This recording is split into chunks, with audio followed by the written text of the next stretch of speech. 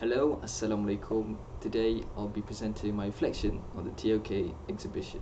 So my eye prompt for this exhibition is: how might the context in which knowledge is presented influence whether it is accepted or rejected? The keyword of context basically means the circumstances or the situation that we are put in, or that we present ourselves in, or an idea in.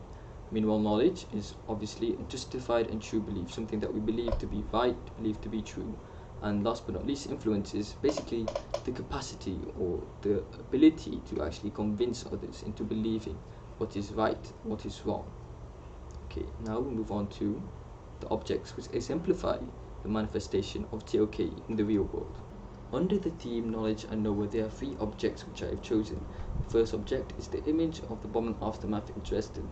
So in this image we can see that the presentation is basically under the context of images, and it's also under the context of testimonies from the people in those images towards the public. And so basically these images were used by the German government to highlight the fact that Britain had committed a war crime, or that was their knowledge claim that it was a war crime. And then people started to accept this knowledge because of these pictures and because of these testimonies, which clearly shows how the context in which it's presented actually influences the acceptance of or rejection from society. The second object, which is this image of the Stonewall riots, clearly shows that there have been homosexuals or queers being targeted by the government or being brutalized by police.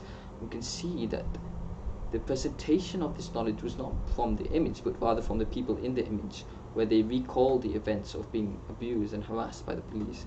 And then this was presented to actually influence society's acceptance towards how bad these queers were being treated and how they were being unjustly targeted by the government and police.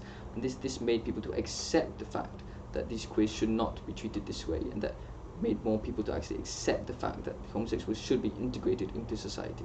So this clearly shows how the context of the presentation influenced the acceptance of knowledge in society. Now in this third picture we can see that Hitler is seen quoting his prophecy during a speech. Now his prophecy is basically the annihilation of Jews, and this is the knowledge which he's trying to present. And then this is being presented under the context of giving a speech. And then this is seen to be very effective, as he stated numbers in the speech. He stated exaggerations during his speech. And this can be seen where he talks about the stereotypes, calling Jews as communist subversives and calling them as a threat to security.